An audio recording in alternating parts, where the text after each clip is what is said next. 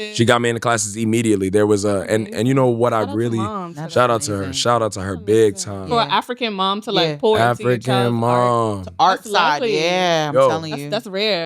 And mind you, like I said, there's no shortage of like beautiful women, right? Okay.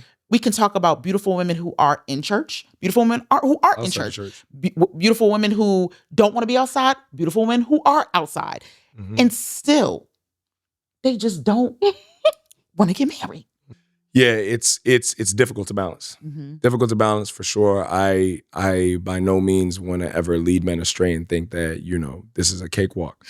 Mm-hmm. Even no matter your financial level, mm-hmm. It's something that you have to be very purposeful in creating ways that you can express yourself.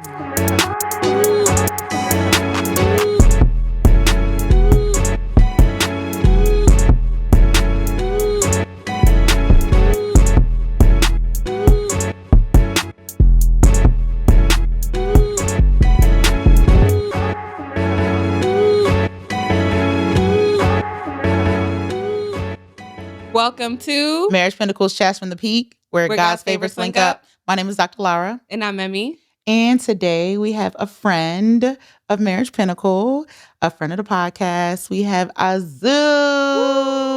Prince of Ghana himself. Prince of Ghana himself here to bless us on the podcast. Mm-hmm. If you are new here, we want to thank you guys for tuning in. If you are a peak seeker, welcome back. Here on Chats from the Peak, we talk about everything, love, relationships, marriage, and everything in between. And we do that here from a clinical lens, a cultural lens, and a little bit of life experience.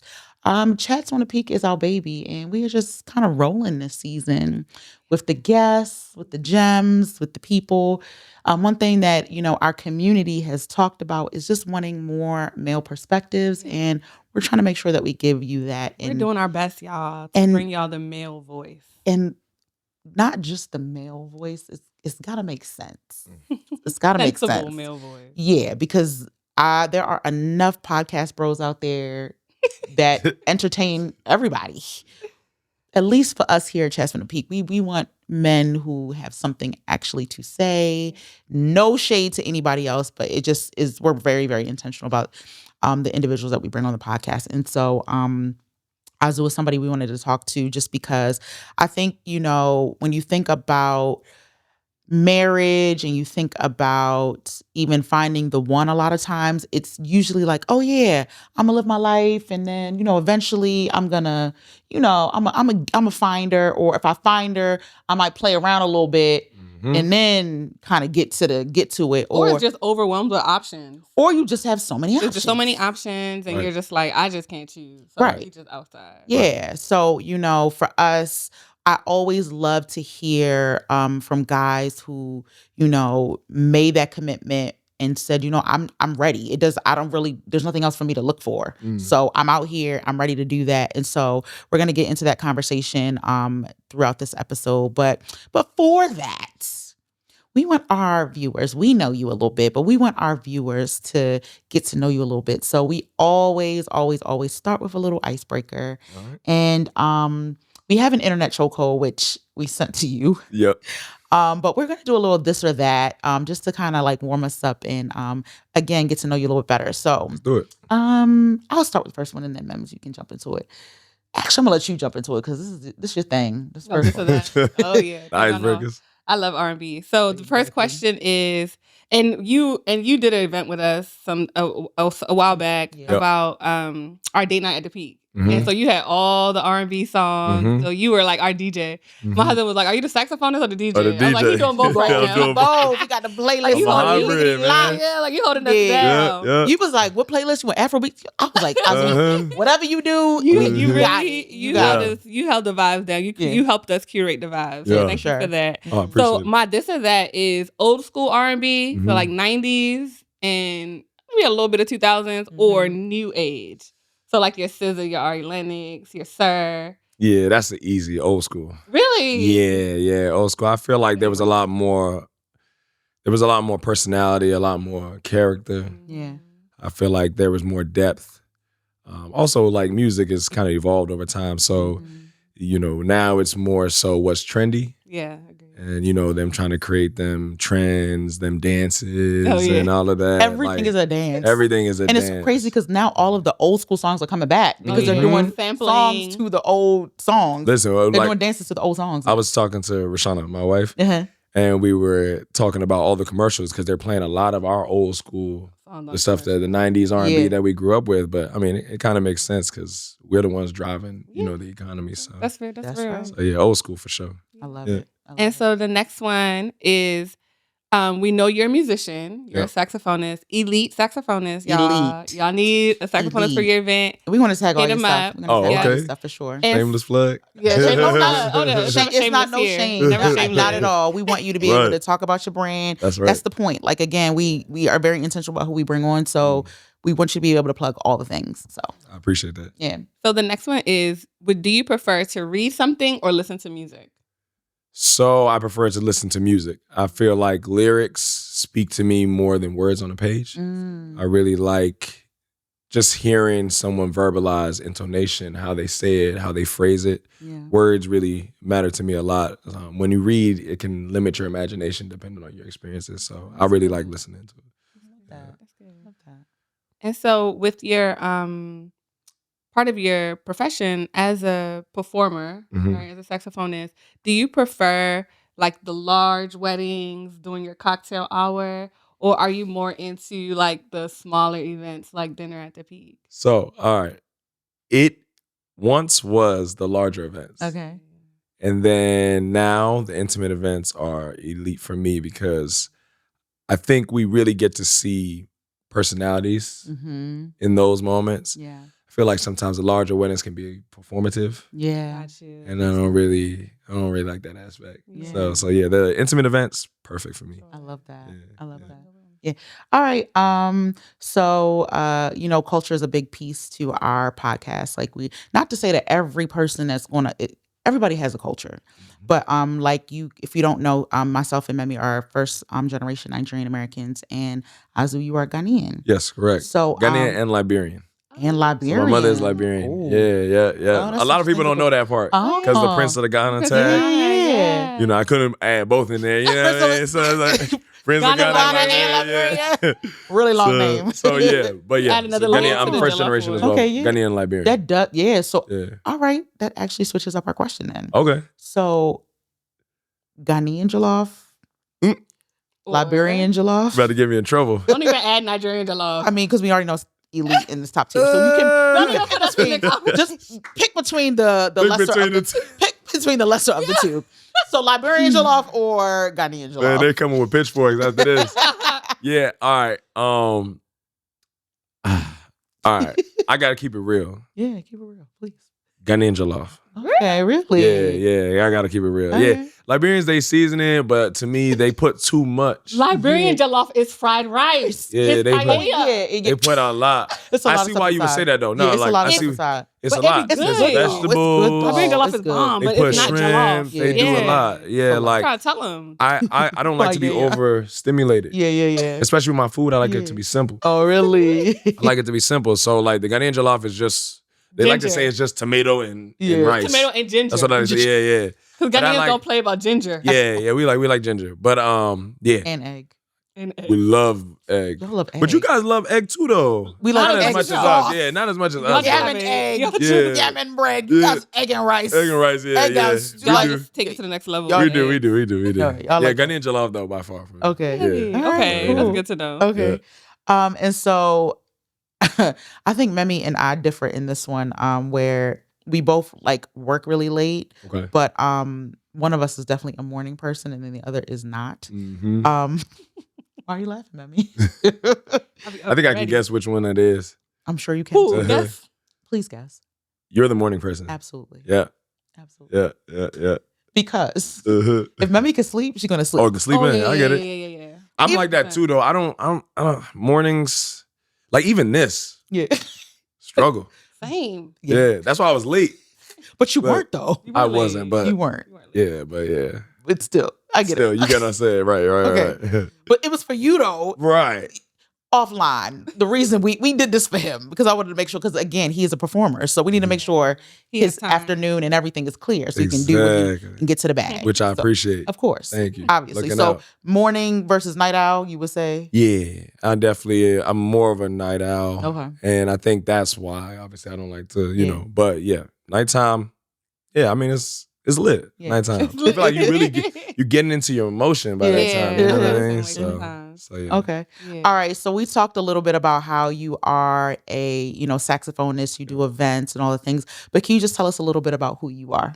Just all the things. All of the things. Yeah. Wow. Yeah. I think I describe myself as complicated. Okay. In a way. I mean, I'm simple, but complicated at the same time. Uh-huh. Yeah. I am a person who is introspective. I love deep thought. I don't like surface level. Surface level feels very like mundane to me. It gets boring. Yeah. So I'm a person who I'm always in my thoughts, and I always try to get into people's thoughts too. Oh, nice. Like that's why I love things like this when we're talking. Yeah. So I love just being in deep thought. I love just the deepness of life. Figuring out why things are the way they are. And music really allows me to do that, because you can venture into like so many depths of genres. Yeah, for sure. Music is very emotional. Yeah. So you can, be high octane or you can be low octane, but still there's an effect on that human's perception or how they receive it. But yeah, I love family. I love God. Yeah, God is big in my life. I love the Bible. The Bible is an amazing. To me, that's the greatest book ever written. Come on now, greatest book ever written. Talk about it. Yeah, I love Jesus. I love his demeanor, how he speaks, how he's able to answer, respond to people, and yeah, I love my wife. My wife is become a very integral part of my life. Cool. She's someone who is able to sharpen me, like. Even when I'm not willing to be sharpened. Come on now. Yeah. And I love family. And yeah, that's pretty much me and the saxophone. Yeah. Come on now. And how'd you get into saxophone? I started at 7 years old. Wow. 7 years old. So I started pretty young. I can leave out on it right now, huh? Yeah. Oh, is he 6? He's 7. Oh, that's my favorite number. You about to have a mentee. Oh, listen. Wait, okay, I would love tell me more. Like, how did you get your hands on it? Were your parents musicians? My father's a musician. Oh, okay. He's a keyboardist. He was the minister of music at all the churches that I grew up in. Okay. So, and his dad was a musician as well. Same thing. It's in the blood. Yeah, it's in the blood. It's in the blood. And my mom always loved music. She never played, but she loved music. And and then my older sister, she's a violinist. Oh, wow. So y'all musically inclined in the family. Yeah. A lot of music in the family. And so my dad, he would always be ministering, like I said, at the different churches that we would attend. And I started at drums. Yeah. And then I was like, all right, the drums is fun, but I didn't like learning the drums, like learning the practicality of it. Yeah. It was more so expressive for me. Yeah. And so my mom one day took me to a music store and there were a bunch of instruments on the wall. Yeah. And then she was just like, which one do you want? And I saw the saxophone and, at that age, I'm watching Superman and Batman and things like that. So I saw that S look. So I'm like, okay, maybe thinking about Superman. So cute. And then it does look like an S. Yeah, it does look like an S. Exactly. So then the music owner, like the store owner, he was just like, hey, like, also if you play this, a lot of girls will like you. They you. always say the girls in the saxophone. It's the truth. They do. That's what he said. So I'm 7 years old. I'm like, really? A lot of girls? And so, anyways, I told my mom, I was like, all right, I'll start that one. And then that's when it began. Wow. So did they like get you in the classes? She got me in the classes immediately. There was and you know what I really, shout out to her big time. For an African mom to like pour into your child's mom. Art side, yeah, I'm telling you. That's rare. When I say I don't take her for granted one bit, that her foresight, her vision was intact. Amazing. Yeah, yep. So she bought it for me, and my teacher was actually a woman. She was part of the Navy, and her name was Olive Wagner, and she taught me the saxophone. Shout out to Olive Wagner. Olive Wagner, man. Yeah. She's a goat. Wow. She was very disciplined. Right. If I didn't come in and I didn't practice, she was on me. I love it. She didn't play that game. I love it. Yeah, and I Where'd really you grow appreciate up? it. You grew up here? I grew up in Fort Washington. Okay, so Well, Maryland. like I was born in Virginia. Okay. But grew up in Maryland. Okay. And then I lived in DC for majority of my life, so about like 18, 19 years. Hey, all right. So you're here. Local guy. Yeah, exactly. Homebred. Yeah, Okay. Yep, That's wonderful. Nice. Homebred DMV. Yeah. Nice. I love We it. learned a little bit about you. Yeah. That was good. Yeah, I love I feel like yeah. I get to know you a little bit more now. Right. Yeah. Right. So that's really I love cool. that. Mm-hmm. So like we said, we have an internet chokehold, and that's just, something that comes up on social media, something that maybe is in myself or Memi's like friend group or social like circle, and we kind of just bring it here and talk to it. And so there was a clip that we posted on our Marriage Pinnacle page not too long ago, and we'll put it in the link so that you guys can see it. But basically in the clip, it was a gentleman who was interviewing different guys on a college campus. That's right. And he asked them, your mom, your wife, or your daughter? And basically said, who would you choose? Yeah, like what is the order of importance? What is the order of or importance? something like And I feel like you actually stated the actual order that he stated. Oh, Wasn't that it? Yeah. What They did I said say? different ones. But people- No, Everybody I had know everybody said different ones, but the guy, the manner in He which he started asked off, it, I think yeah. he did do mother, wife, Wife, daughter. Yes, Yes. he did. I thought that was interesting. Yeah. And they so did. Mother, wife, And so we just thought it was interesting because a lot of the gentlemen in the episodes, in the clip, were saying, oh, my wife, she not acting right, she last, or my daughter, my mother, I love my mother is da-da-da-da. So it just was interesting. Let's just put it that way. Very And obviously we have our own thoughts about it, but because it was really geared towards men, I thought Memi was like, I think this would be a good one to ask Azua. And I think I would love to hear your thoughts about what you think about the clip itself and then your order. All right. I'll share mine, but y'all gonna share yours? Absolutely. Okay. That's all That's it. That's all I need. So for me, the order is wife, daughter, mother. Yeah, wife, daughter, mother. Context behind that is simply, as I said earlier, I love the Bible. Absolutely. And the Bible to me states in which this order should be, spoken about. And so, it talks about a man leaving his father and his mother's home and cleaving to his wife. Yep. Wife is numero uno when she is yours, you know what I mean? And for me, wife would have to take precedence. Then daughter, because that is the preservation of my bloodline, right? Because even these days, like women are hyphenated names and so forth, you know what I mean? So I believe that the daughter should definitely be second, and then mother should be third. And that's not, I think when we have this conversation, it can kind of be sensitive because for sure. people have different relationships. Of course. And the extent of their relationships are different. Yeah, definitely. But mother for me, because the mother that raised me, she understands and subscribes to that same level of importance that the Bible states. And like when my mother is gone, the generations are going to continue. So the preservation of that is important. Yeah. So, it's not to say that my mother is least important, but it's more so just to say that there is a divine order I believe that God has set for my life. Yeah. So that's why mine is that order. Elite answer. Yeah. That was a top answer. tier answer. Perfect. And it's not, you can't plan that type of answer. So I just, that's in good. them. I It's really in them, love not it. on them. Yeah. I would have to agree, honestly. Okay. Like, I think myself and Memi were talking about it even when we posted the clip. And I'll let Memi answer herself, but she's like, but I think it's still like, some nuances. And I was like, yeah, but I feel like we can always have nuances and always have like things attached to certain things. But I think when we're just thinking about just the order, I would say the same thing. I would say husband, child. Yeah, I'm gonna let you explain. Okay, go ahead. Obviously. But I think it's husband, child, father for me. And I think I like what you said just about like, it's not that any one of those people are more or less important, but I think just biblically, again, like my husband is first. Now I think Memi gave an example, and let's just talk, but I feel like it relates though. So Memi said something when me and her were talking just about like, if it came to like, if something needed to happen, and I had a conversation with Tala about it, then the order would switch. But I think for me, if it's who's first, who's second, who's third, it would be husband, child, father for me. Right. Yeah. I'll let you get the context. and so what I was saying was, because when me and Dapper were talking about it, Dapper was my husband. Yep. And I was kind of like, it depends on scenarios, right? Like, so if there was a situation where someone's life had to be saved and it was between me or my child, I would always tell my husband to save my child, right?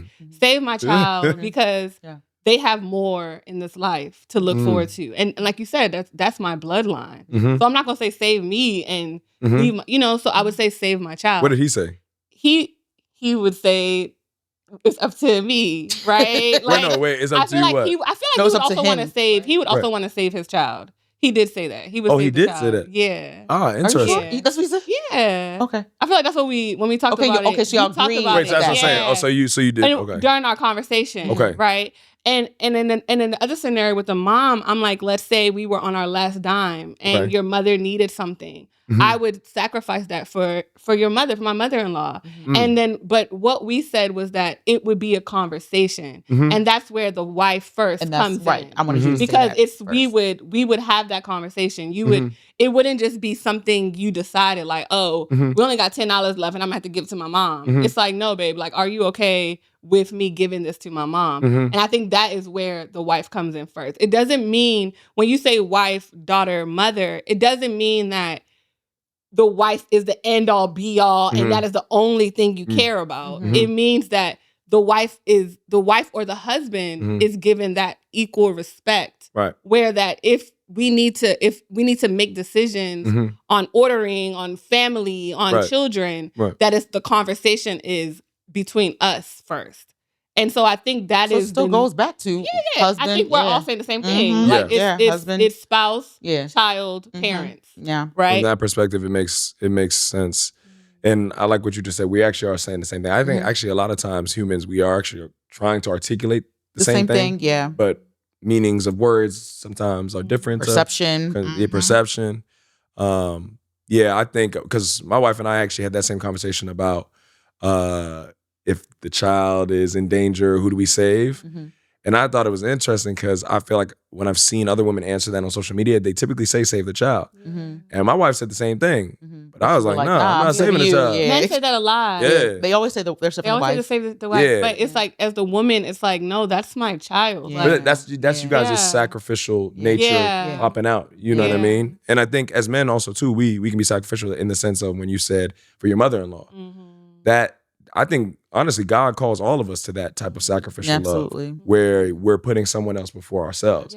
You know, and you understand that in Him coming to you, you can make that sacrifice. Right. Yeah. So it's you know what I mean. I think it's again, it just goes back to communication, goes back to having conversation. I think nobody in a marriage wants to feel like they're not being consulted. Yeah, like you're just making choices, like whether husband or wife. Like, husband or wife. You want to feel like we are a team. You want to feel like we're on the same page. Right. You want to feel like we're doing this together. That's right. And I think that's it. Like if it doesn't mean that your wife, like if your wife is going to say no, like don't give your mom anything, then that's a separate different conversation. That is a different conversation. That's something else to discuss, right? Yeah, correct. And so, but I think overall, so when we're talking about this wife, mother, daughter, or husband, child, son, father, it's just, I think people look at it I think what bothered me the most about the clip was just how some of the young men were like, wife is replaceable. Like you can get another wife. Yeah. And that's another question we wanted to ask you is like, what do you think is going on in the younger, because this is a college campus, so this is like our future, right? And it's like, this is how they sort of view marriage as this thing that is like disposable. They said, if she's pissing me off, then I was like, dang. I only watched it one time because I couldn't watch it again. It was so triggering for me. It was tough. It was triggering. It was tough. I was like, I can't watch this again, but it just made me realize how important this type of platform is. Right. Because it's like why we are here is to change that perception. Yeah. Because there's so many messages that these kids are listening to every day. Like, you don't need no woman. These women ain't this. The women just want your money. Like all these thoughts that are out here that are just poisoning the future generations. Because like, what's going to happen to families? What's going to happen to my kids' peers? Yeah. You know, if this is how they're speaking now, like, what do you think? I know I talked about some of what I think, but what do you think is happening to the younger generation to make them feel this way? I think, like how inflation, the dollar, quote unquote, is losing its value. I think marriage is losing its value in a lot of people's eyes. And they're not understanding how valuable a wife can actually be. So they have so many bad examples. Like the bad examples are always the loudest. The loudest. Facts. Always the loudest. Facts. And I think that's going back to what I was talking about with performance. Yeah. The large weddings. Yeah. Everything is more performance. Yeah, performative, exactly. Yeah. Performance based. And so I think the perspective that men are having, they are seeing, and I love the word you used, is disposable. Like, no human is disposable. But when you are unable to actually understand its significance, you deem it to be disposable. And so I think these guys, some of them are coming from broken homes. One said he was a single mom. Yep. Single mom. Or didn't even or see their healthy, parents. Yeah, exactly. Or their parents are together, but they didn't see a healthy relationship. Yeah. And so that perspective carries. Yeah. And then they bleed on someone else. And the next person bleeds on them. And yeah, so I think it's just, there's a deconstruction that's happening in men's mind of marriage. Yeah. You know. But I think it also speaks to how they don't value themselves either. Because I think in order for you to value a wife, you have to be able to value yourself as a man. And a lot of these guys are not valuing themselves. So. All right. So, I don't think you shared do you mind sharing your age? No, I don't mind. Okay. Yeah. So I love my age. Yeah, good. All right. So we want to talk about, because you are married. Yes. And so could you tell us about that? Because, for us, we think it's intentional. And we were talking offline. And you were just like, ugh. You were like intentional. I actually don't like that word. I'm like, really? Yeah. We love that word. Yeah, that's one of our We love that word. We love when somebody says they're intentional, when they are like, this is what I want. And not even in a sense of a marriage, but like when you're intentional, you make more purposeful decisions. That's interesting. You know what I mean? And so we love intentional, like intentional conversations, intentional, like date nights, all of those things. Like we really center our brand around intentionality. So we were like, oh yeah, Azu, he decided, he found a one and this and that. And we thought it was intentional. You were just like, ugh. So I'm so curious as to why. What's your beef with the word? What's my beef? My beef is intent to me is actually a lot more vague than we give it credit to be. Okay. Purposeful is actually the word that I use. Okay. Yeah, purposeful, because I feel like purpose is actually defined by the outcome. Now, the reason why I say that is because let's say if I say that my purpose, let's say if I'm dealing with another person in just interpersonal way, if the purpose of my dealing with them is positivity, right? That means when something negative arrives, my goal is to get back to the positivity, as opposed to seeing it as I'm imperfect and I could possibly let this spiral into anything. I feel like purpose is always, it's the why, as opposed to what you're looking for. So exactly, like intention is the first part. Like I intend to do something, but purpose is more associated to how it ends up. You see what I'm saying? Like I intend, but to me the why, to do this. You intended to do this. Because even when we think about emotions, like like how, let's say if our partner or significant other hurts our feelings, there's this pocket of experience where we're wondering, did you do that on purpose or did you do that on accident? Intention, right?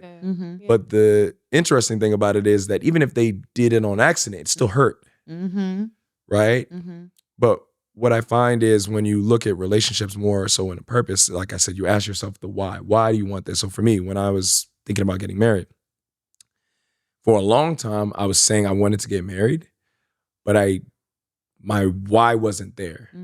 It was just, like that's what we're supposed to do. Right. Yeah. It was like, you don't want to wait too long and you're the uncle at the event and they're saying, where's your wife? Like, or you don't want to, you're in the church. Yeah. You're the drummer in the church. You're the saxophonist in the church. Where your woman at? Where woman at? Yeah. And if you don't have a woman, what are you doing? That come with that. You know what I mean? So for me, the why was when I found my why, when I discovered that, that's when my actions actually changed. They actually changed. Yeah. That's really good. So yeah, the intent word to me is just, it's like, okay, I intend to go that way, but like, why are you going that way? Yeah. You know so what I mean? To you, it's just like you just needed a deeper. I need a ground. I need something that's going to ground me. Grounding. Yeah, that purpose is grounding. So can you tell us a little bit about like how you met, your love story, like right? And because when you talked about your why, we also want to hear about your why, but we'll get into that later. But just what was like, how did you meet? Like, what was that like? So we were on this app called Clubhouse. It was a talking app. I don't know if you guys were ever familiar. Clubhouse we was in there. Yeah, we were on Clubhouse. Yeah. And I was running my mouth every single day on that. I wasn't playing no games. I was not playing no games. Pandemic life. I was talking about every relationship topic known to man. And she would always be in the room, but she would never really speak. And I was observing her for a very long time. So pretty much I got on the app maybe 2020. So about for almost 3 years, I was just observing her. Really? Yeah, I was observing her. I was still being foolish, but I was observing. I was observing her, and we kind of connected. We were supposed to actually take a group trip. Like some of the people on Clubhouse, they wanted to meet in person. Oh wow! So that trip imploded, but thanks be to God because it was a mess. Oh geez. Yeah, it was about to be a bunch of drama on that trip. So that trip imploded, but pretty much at that point in time, I had gotten to the point where, once again, my why was now discovered. Yeah. And so I said to her, I had a performance in New York, saxophone, and that's why I love my saxophone, because my saxophone actually put me in a lot of places that I want to be. That's what I'm talking about. Me and my sax. That's right. Yep, the sax, yeah. Yep. So she lived in New York at the time, and I had a performance in DC. And then I also wanted to go see my family that was in New York. So I told her, I would love to take you to dinner. And she obliged, and we went to dinner at Lagos. Oh, in New York, in New York City. I love that place. We went to Lagos. So good. That was our first time meeting each other in person. Wow. And from Lagos, period. Yeah, I know. Yeah, Shout out Nigeria. Shout out Nigeria. Yeah. Come on now. Nigeria in the house. Yeah. Yeah, so that was dope. And from there, we continued to get to know each other. Yeah, on Clubhouse, I used to speak about this concept called friendship-to-fiance. I haven't patented it yet. But tell us about it here. Oh, okay. So friendship-to-fiance is essentially some people think it's dating, but it's not dating. Okay. It's essentially you getting to know a person organically. And organically just meaning that platonic. Yeah. Obviously you're attracted to the person, but you're not allowing the romance to permeate your interactions. So when we would go out, we wouldn't hold hands. Really? We wouldn't kiss. We wouldn't do any of that stuff. Even though, like I said, obviously you would naturally want to do that with the person you're attracted to, but you make a conscious decision, going back to the why, that you want to preserve your interactions to being genuine and not impacted by lust, not impacted by I want to check this box. I want to be married tomorrow. I want to be, so that's it in its basis. Really? I love that. And so was that something that you guys had to talk about and be on the same page about? So interesting. I was talking about it on the app for years. Okay. So she was hearing me always talk about it. Right, okay. And it's funny, I got a lot of blowback from people on that because they're like, man, what? That don't make no sense. The guys are like, what you mean? Why can't we do this? Why? And I would talk about it and she would hear me. And she herself kind of was like, that's peculiar. I don't know if that really makes sense. Yeah.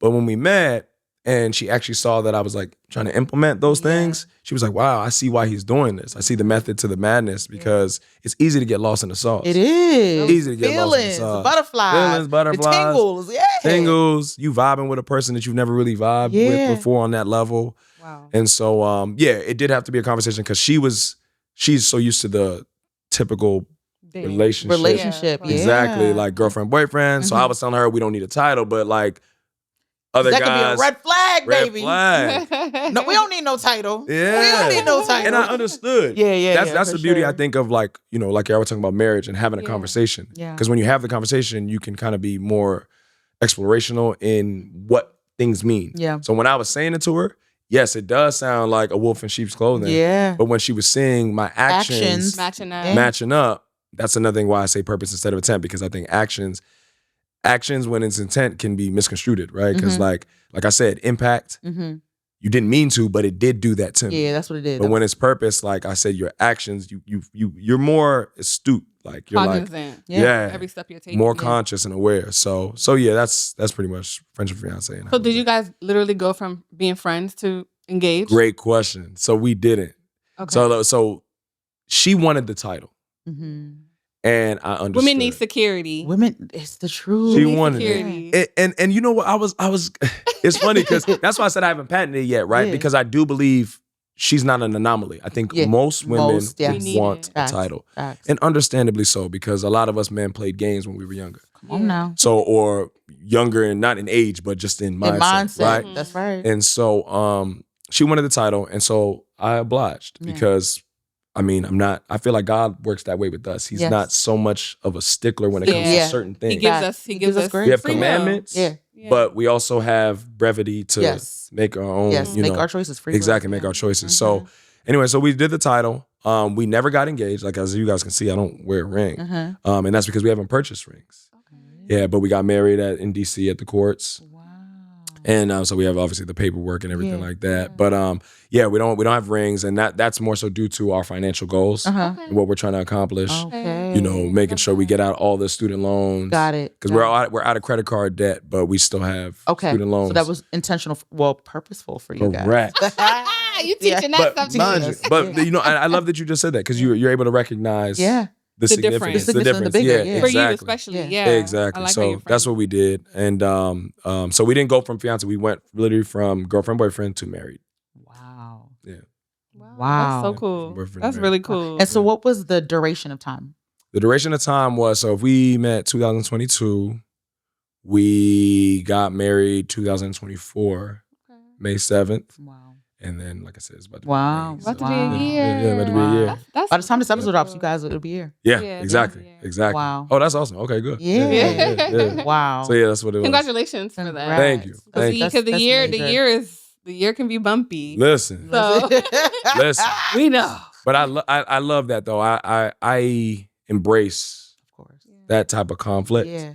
Because I think it prunes you and it absolutely makes you, oh my gosh. So 100%. I went to a conference and literally it talked about like you can be planted, but you can't be planted without being pruned. Mm-hmm. Like if you want to have the best fruit, to have you have to prune. Yep. And it's not easy. It's not. At all. It's not. At all. It's not. That's all we be trying to tell y'all on here. Yeah. Seriously. It ain't easy, but it's purposeful. Worth it though. It's purposeful. Yeah, it's purposeful. And it again, the end result, the outcome is you look outside, like you think about a garden. We don't have to talk about fruit that like we can talk about just like a pretty garden, right? All of the work that happens, if you want the roots to grow deep, you have to trim all of the excess stuff around the edges so it looks better, but then it grows better. It's the same thing. Same concept. It's the same concept. And even just that, like gardening is a full-time hobby. Yeah, which I don't. It's a I'm not a gardener. Full-time. But it's a full-time hobby. You out there, you changing soil. Yeah. You're and people watering. who do it know that. People who do it know it. You're doing it every day. Yeah. So it takes work. And and for people that garden is their hobby, they love it. Yeah. They love it. They love it. So it's like that's what we're always saying. Like when people are like, oh, people that are married, when they talk about how hard it is, when they talk about how much work it is, they make it sound bad. And it's like, we're not trying to make it sound bad. We're just be real. It's real. It's work. It's real. It's work. You know, but it's work that you enjoy. It's work that we love. And at the end of the day, we have amazing fruit to show for it. Absolutely. You know? That's right. That's good. That's right. So switching gears a little bit, right? And so, so you've been married. You're turning 30 this year, right? No, so I already turned 30. So I'm turning 31. Okay. Exactly. Yep. And so started dating when you were 27-ish, 28. And decided to get married or whatever. Right. And so, myself and Memi, and even you, but when you came, we were kind of talking about this a little bit offline. Just this idea of like, why don't men want to get married? Like, and there's a couple things that we can just put on the table because we know it, right? There is a huge ratio disparity, right? Like there are more women to men, right? There just are. So that's number one, right? So we know that. So there are more options, right? But like, think about it. So for you, you said, you know what, you want to be purposeful about getting married. I want to think about the guy who just has everything, right? He's already successful. Right. He has a good job. Because I know a lot of times that's also some of the caveat. Yeah. Like, I want to be financially. I'm glad you made the caveat. I want to be financially. I want to be financially set. Reasonably so, though. Which makes perfect sense to me, right? But let's even talk about COVID to now. Yeah, okay. There are so many young men who are financially set. Mm-hmm. They have the houses already. Mm-hmm. They have the cars. Mm-hmm. They have the nice accounts. They have the stability. Yeah. They have all of that. Yeah. They are at prime age. Mm-hmm. And when I say prime age, I just mean you're like over 27. Yep. Mm-hmm. You know, you're 27 to, let's say, 40. We're not talking about the ones that are 35. Yeah, that's what I said. I said 27 to 40, right? So let's even go after, right? So let's talk about 35 and up, right? Okay, I'm with that. And still, yeah. And mind you, like I said, there's no shortage of like beautiful women, right? Okay. We can talk about beautiful women who are in church, beautiful women who aren't in church. Beautiful women who don't want to be outside, beautiful women who are outside. Mm-hmm. And still, they just don't want to get married. Mm-hmm. What is the issue here? What do your friends from your perspective? Because again, we have our own thoughts. Yeah. As a male, what do you feel like? I think the incentive is not there. Men require incentive. This is also going back to why I said the why is so important. Yeah. Why is so important for men because that's what foundationally you will build everything off of. Mm. And so a lot of men don't have a why. And they don't have the why because, and this kind of goes back to what I was saying about the friendship-to-fiance thing. I was talking about this with Rashana, and let's say a guy dates 10 women in his lifetime. Or no, actually, I don't want to say dates 10 women. Let's say from ages 18 to 30, he's going to be in 4 relationships. Unfortunately, majority of the time, those 4 relationships are not going to matriculate into marriage. Yeah. Let's say if it does matriculate into marriage on the 4th one, he has 3 examples of unsuccess, non-success, right? And so what dating does, it gives you a lot of things that don't turn out the way that you want than things that do turn out the way that you want. Because you're exploring. Yeah. You're trying to search, you're trying to find, your rhythm, you're trying to find somebody who you can grow with. And so that, I believe, is one of the roots that these guys are having more bad experiences than good. And so now the value is going down. Okay. You know what I mean? It's like they're building more and more fear and anxiety and insecurity with each. Like, because it's failure. Because men, like women, I don't think you guys necessarily think this way, but we think either win or failure. Yeah. Right? You guys will explore even if you maybe had a heartbreak. Yeah. You hopeless believe. Romantic. Yeah. We'll be like, it's going to happen. It's a thing. I'm going to have my Prince Charming. Yeah. Exactly. Yeah. A guy can be hurt at 10 years old, 12 years old, and he carries that. Scarred for life. What is called villain or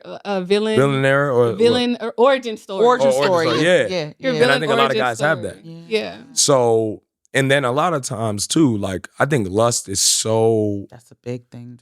It's such a heavy stronghold on a lot of men. And so the thing about lust is it makes everything disposable. Everything is disposable. That explains so now, wife, mother. Correct. Yeah. Because now you're basing your wife's value on performance. So when she's down, you down. You out. Next. Yeah, next. You're not seeing it as someone that you should bring back up. You know what I mean? Build. Sure. You know what I mean? Like that whole, I think there was a time where women were talking about building a man. Yeah. That if you kind of see, it's kind of shifting in the conversation now where men are saying they don't want to build a woman. Yeah. You know what I mean? Yes. Yeah. And it's like, and we're not talking about building her like financially. We're talking about simply like they don't want to work. That work that you were talking about that it takes to build that beautiful marriage. They don't want to do that work. Yeah. Because now it requires them to level up. Yep. Who wants that type of standard put on them? Yeah, I can level up financially. I can level up in all these ways, but being emotionally intelligent, all of those things, it's just too much work. It's a lot of work for people. Yeah. I was talking to a young man yesterday, and he just talked about how he, found his center spiritually, but then he also did the work. He's like, I had to go to therapy. He's like, there were so many things about myself I did not see and recognize that I had to go to therapy. Right. Shout out to you, Gabe. But you just like, I had to. It's like, he was like, now I tell all of my guy friends to get into therapy, and it's not because, I had this traumatic experience, but it's just like, there's so many blind spots you just don't see and that you are not aware of until there's somebody who has really no stake in the claim but to make you better, helping you navigate. Yep. They don't have any ulterior motives. There's no ulterior motives. I think with what you said, I like what you said about the blind spots, because I think a lot of men think you have to have this horrendous story to go. Yes. Yeah. And that's not it at all. Yeah. A lot of men, like, it's funny, people say too that men don't communicate, or they say that men are not talkative. I actually think that we're just almost as talkative as you guys. When y'all get him, oh man, exactly. When you get us, Yeah. and that's the thing though. Like, what if we lived in an environment where you guys didn't have to get us? Yes. What if we lived in an environment where it's not like, oh, how do we get you to open up? It's more so like, hey, this is how I'm feeling. Yeah. Like the other day, I did something with my wife that is not. We've done it a few times, but it felt even great doing it recently. I did it yesterday, where I was telling her, "Oh, I wanted you to tell me that I am that guy. I want you to say how I want to hear it. I want to hear that word." Yeah. And I think for guys, like, we think kind of like similar to women though, because I've experienced it with her too. We think that if I have to tell you, now it's not organic. It's not organic. Right. Yes. But it's like, but you have to teach people how to love you. You have to teach. how you expect somebody who you didn't come out the womb with, even the people who come out the womb, they not different. Yeah. So how do you different experiences? You know what I mean? Yeah. Like even if, like I said, going back to the Bible, God literally says, if you love me, you'll obey my commandments. He's telling you how to love him. Right. He's telling you what love means to him. So why would we as humans be so arrogant enough to think you should already know this? You should know this. God, you know my heart. You know my heart. No, you gotta tell. You gotta. I love that you do that. I love that you do that. I mean, that's part of the whole idea around love languages, right? Teaching people how to love you. Love you. But as we are getting more into this and talking to more people, love languages don't cover everything. They don't. There's so I was much. on Clubhouse battling the love languages. Yeah, there's so much I was like, more. man, there's so much more. There's so much more. But it is a launching pad. It is correct. It For a is lot of people. So. It's an exposure to things. Yeah. But the more you're getting, you realize how much more intricate loving someone is. I'm telling you. Absolutely. That was detail after detail. Yeah. And so now that we're kind of here and just in this vein of like being vulnerable, getting the help when you need it, like mental health really is something that, I mean, I'm a psychologist, and Memi is, she is mental health adjacent for sure. And so, that's something that's really important to us. And we want to know, like, what are your thoughts about just, this idea that men kind of suffer in silence, especially with their partners a lot of times? They don't necessarily always speak up. We had our friend of the podcast, Bashe, on, when he talked about, just helping women to help their husbands or their partners create safe spaces for men to open up and not to suffer in silence. Like, what are your thoughts about like managing, just being the head of the household, being the man of the household, and like really having to balance that responsibility, but then also the mental load that comes with? Yeah, it's difficult to balance. Difficult to balance for sure. I by no means want to ever lead men astray and think that, this is a cakewalk. Even no matter your financial level, it's something that you have to be very purposeful in creating ways that you can express yourself. And honestly, this is going to maybe sound wild, but I don't think it's women's job to create the safe space for us. I don't think so. Okay. I think you guys are to work in collaboration with us, but we have to create that space. All right. So tell us a little bit about that. So it's like, there have been times where, like, even in my marriage, right, where my wife has shown insensitivity to my emotions. As men, remember what I said about the 7-year-old or the 12-year-old encounter that you have, and then you walk with that on your, I like to describe it as a backpack. You keep putting stuff in your backpack. Come on now. Right? And so what I find is with a lot of us men, once we get burned once or twice, we close up, and we use all of our mental, spiritual, and physical strength to keep closed. You can't do that. sure. Especially not when you're trying to work with a wife. Yeah. Can't do that. Can't afford it. The relationship will dissolve. Yeah. And the woman, I feel, won't be able to save it because it takes two. You know what I mean? And so I think for me, going back to the example that I gave, when she was insensitive to my emotions, I made it a point to say, you're being insensitive. I made it a point to say, that hurt my feelings. I didn't just shut down. No, I said it. I articulated myself. Yeah. And now when you do that, if this woman cares about you, right, then she'll make an adjustment. Yeah. Because now she's aware. Yeah. Right? Because I know a lot of people think that just because somebody insults you or does something insensitive, they think that, oh, you know what you did. Sometimes you got to articulate what this did. Yeah, go ahead. And the way you said it sounds so simple. Like, hey, that hurts my feelings. But that is so hard. Yeah. Even for women. For women, I was about to say, this is not just a conversation. No, that's why I love it. I love y'all saying it. Super hard to I love y'all do. saying that. Yeah, so it's like for you to even it's so hard for humans to do this. Like, sister, I ain't like that. No, I'm telling you. That's not easy to do. Yeah. Listen, you see sister. Well, no, sorry, go ahead, finish. Yeah, no, and internalizing it too, right? Yeah. Because that's something we always talk about in therapy and using I statements. And saying like, hey, that hurt my feelings. This is how it made me feel. Like that made me feel bad. Not like, don't talk to me like that. Right. Because that's when it escalates. That's when you put a fuel on the fire. You know what I mean? Yep. So sorry. No, I love what you said, because the thing is, like, we don't know how impactful our words are. Like, the Bible literally encourages us that if a brother sins against you, tell them. Right? And there's a beauty in that, because when you tell them, it's different than them knowing. Yeah. You know what I mean? You've told them. You've told them. Yeah. And now, spiritually, the Holy Spirit can hold them accountable. Because now, that's if they care about you. If they don't care about you, then it's a damn mission. You're on your own, right, yeah, brother, you're on your own. or sister. But if they care about you, now it's like, okay, now let's all give an example. Let's say if it's like, let's say if maybe she's aggressive or brash with what she said to me. And I say, hey, I don't like you speaking to me like that. Please don't speak to me like that. Now it's, oh, he doesn't like me speaking to him like that. What did I just do? How did I just speak? Now the person is internalizing what you just told them. Right. Yeah. So then now if an opportunity arises where they could possibly do it again, now they're like, he said he doesn't like when I do this. I need to check myself. I need to check myself. Yeah. You know what I mean? And I think that's a part of us.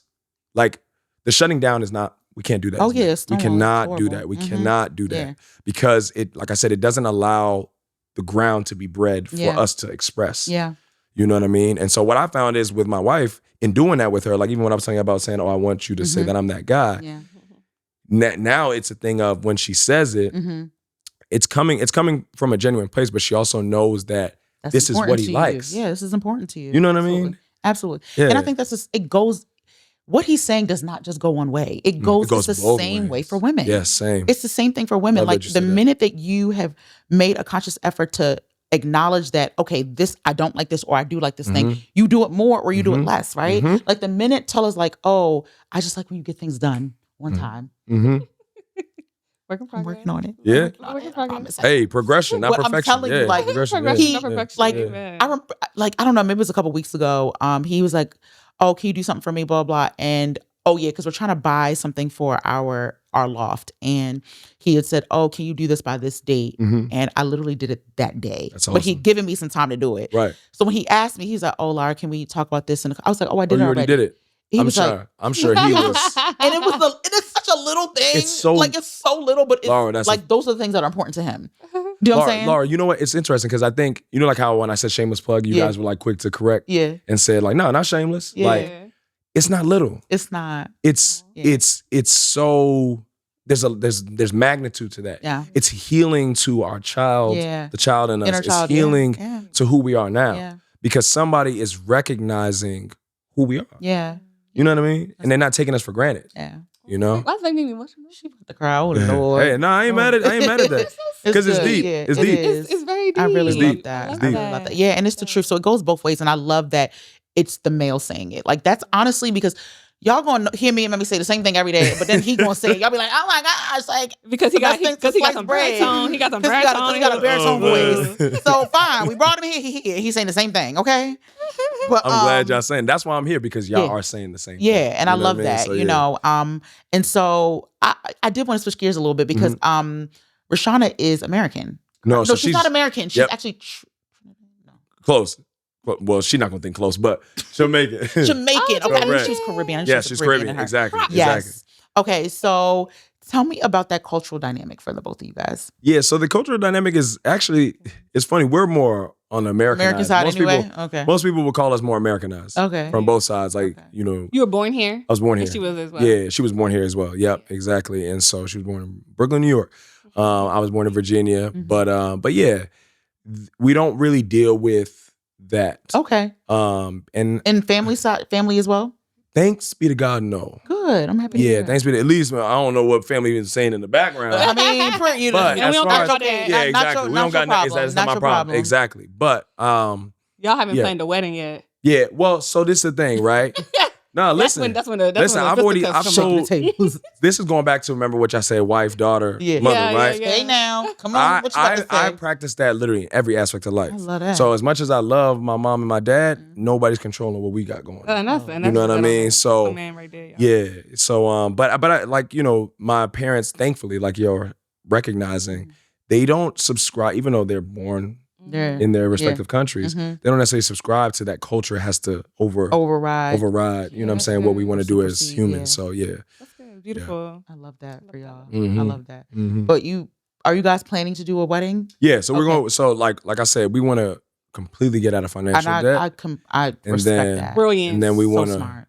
Yeah. Brilliant. So smart. Now listen, when you saying brilliant, I'm like, thank God I found somebody who was cool with it. I'm telling you, that's a fact. But that's all I think it really goes back to this purposeful, like alignment. That is what the premise of our platform really is, right? Like if you're having fundamental questions and fundamental conversations about your views on certain things, this is not going to be even if it's like, sometimes there is sacrifice, right? So like, I agree with you, but that don't mean I want to do it. Of course. But you fundamentally have the same views on things. Right. So that is why it's going to make this, it's not going to be a fight. Right. But you know, I because I was talking about this yesterday.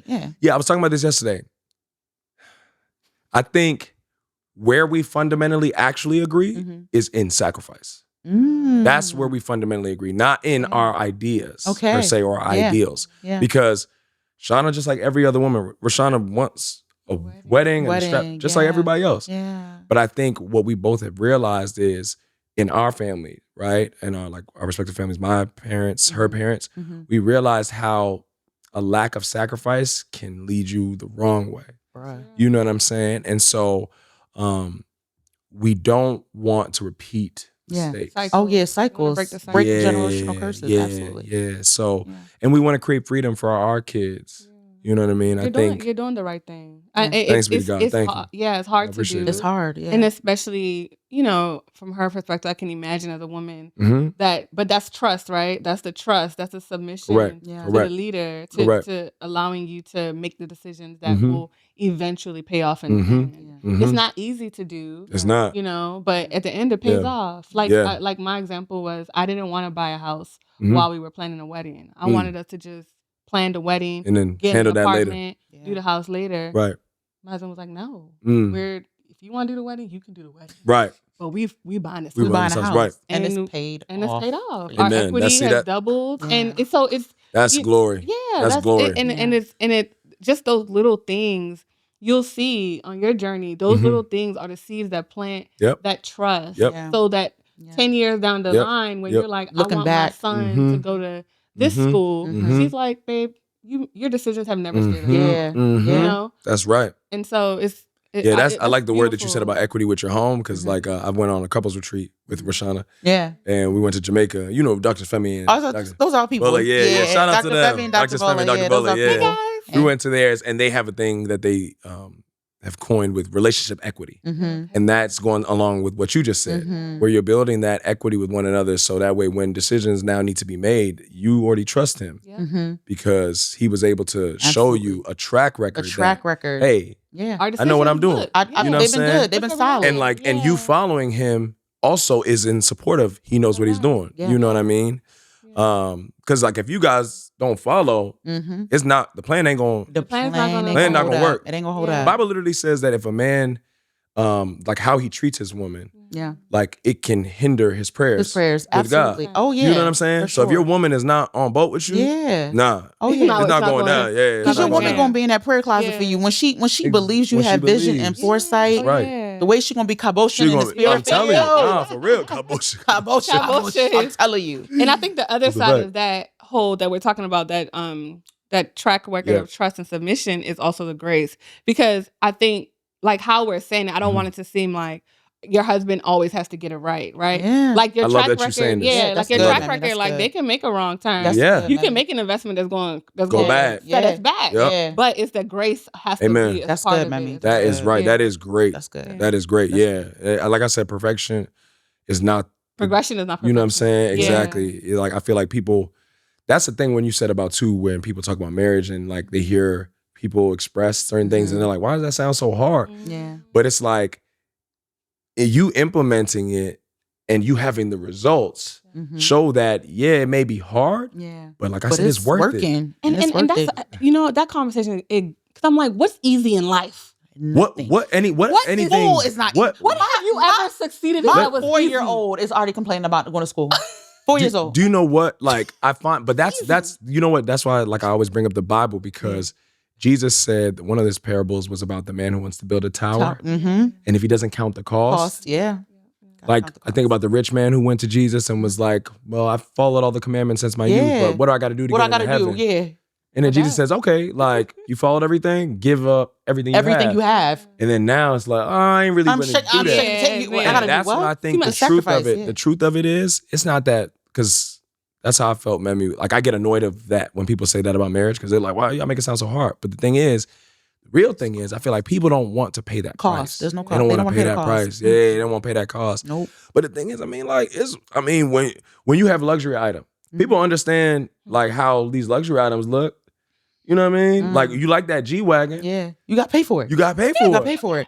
You got to You got to pay for it. So if you want the G-Wagon, what do you need to get the G-Wagon? And the thing is, for most people, there might be some people who can just go in and get it. Right. For most people, you have to plan for that. Of course. You got to plan for it. You got to say, strategic. this got to happen for me to get the G-Wagon. And that is most people. I'm glad you said the word most. Most. Yeah. Because there's not a bunch of people in the world where they can just go get that. Get that, right. And they easy like that. Yeah, exactly. And the G-Wagon, we all know is placed in high value. Yeah. So if we all know that marriage is high value, you got to pay for that. Come on now. You want to pay for it? Pay for it. Pay for it. it. It's hard. And it's not. I don't want to be nowhere where it's going to be. I'm stressing. I didn't come to suffer. It get me out. I'm just like, there's a breakdown in trust. There's a breakdown in somewhere. Gender wars. Yep. Even in the comment, one of my friends now went to the wife, mother, daughter. Like, did y'all see the video? Yes, sir. I'm talking to you. And they were like, did you see the wife? You didn't show the husband, the girl saying husband, saying son, father, husband. I'm just like, this is not. Yeah.